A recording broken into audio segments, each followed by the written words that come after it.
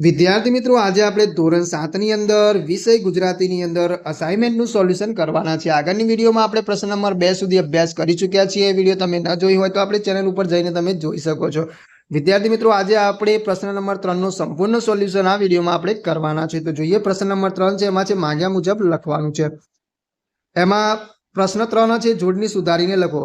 તો વિદ્યાર્થી મિત્રો, અહીંયા જોડણી છે આપણે સુધારીને લખેલી છે। જો અહીંયા વૃંદાવન છે, આ રીતે છે, તો વૃંદાવન આપણે આ રીતે સાચી જોડણી આવશે। પછી ગિરિધર, આ રીતે આપણે લખીશું।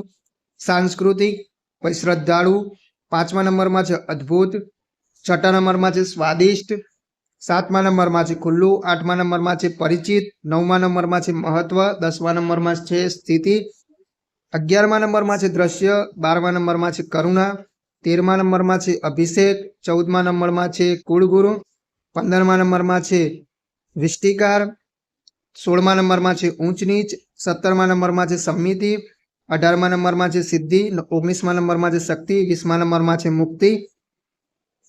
એના પછી પ્રશ્ન નંબર 3 બ છે, એમાં છે સમાનાર્થી શબ્દો લખો।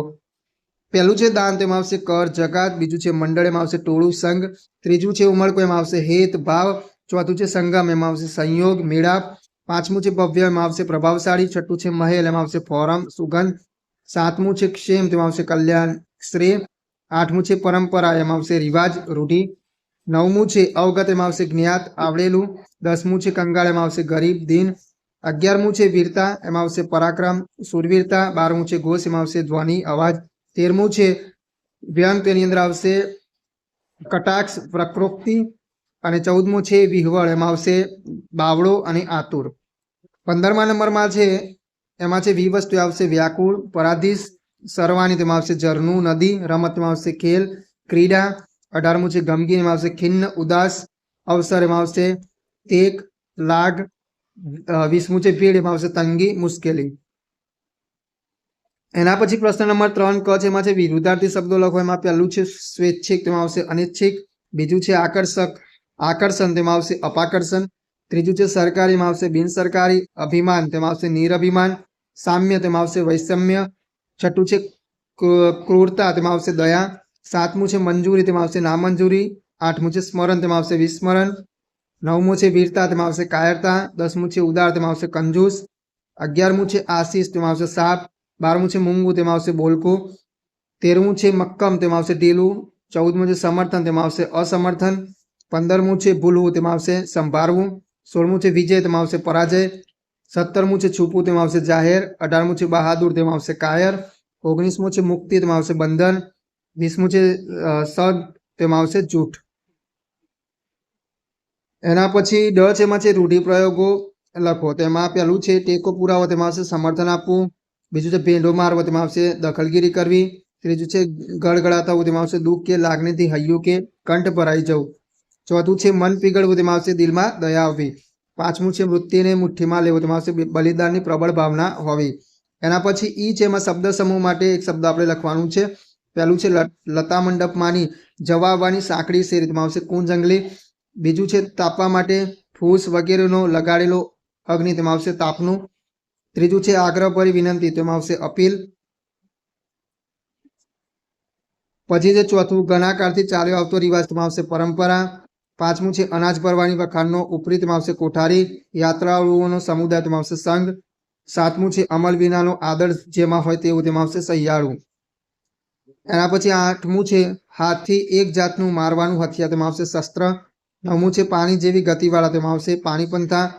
10મું છે ગામ કે નગરની સીમને અડતો ભૂભાગ, તેમાં આવશે સીમાડો। એના પછી ઈ છે સર્વનામ શોધી તેના પ્રકાર લખવાનું છે। પેલું છે અમુક ટૂંક માણસ વચ્ચે આવીને કામ બગાડી પણ શકે છે, તેમાં આવશે સર્વનામ અમુક ટૂંક, પ્રકાર આવશે સાપેક્ષ। બીજું છે થોડાક નાના ન હોય તો શું થઈ ગયું, તેમાં આવશે સર્વનામ થોડાક અને પ્રકાર આવશે અનિશ્ચિત। આચાર્યશ્રી ક્યારે મળી શકશે, સર્વનામ આવશે ક્યારે, પ્રકાર આવશે પ્રશ્નવાચક।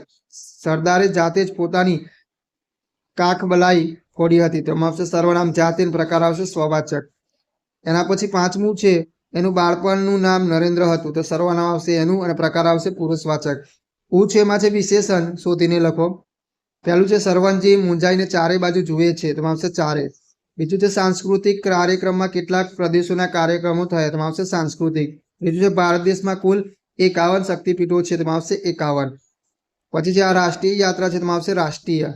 સાહેબ મને 2 મિનિટ બોલવાની રજા આપો, તેમાં આવશે 2.